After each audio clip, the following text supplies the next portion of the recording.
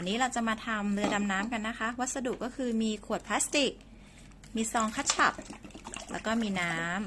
ำตอนแรกเราจะลองเอาคัตชับมาลอยน้ำก่อน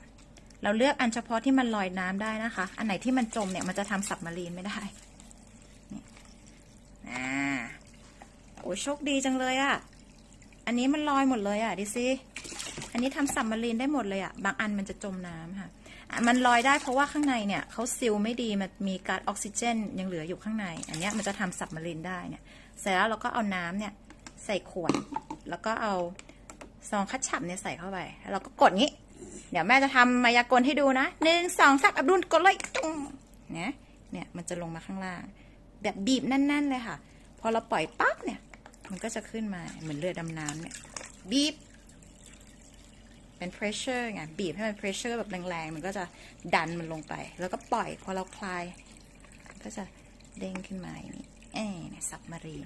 เอาล่ะน้องดีซีอยากได้ซับมารีนลำเล็กลำใหญ่ครับดีซีเอาลำเล็กลำใหญ่ดีครับ ไม่ลำเล็กครับ ไม่ลำเล็กเหรอ ลำใหญ่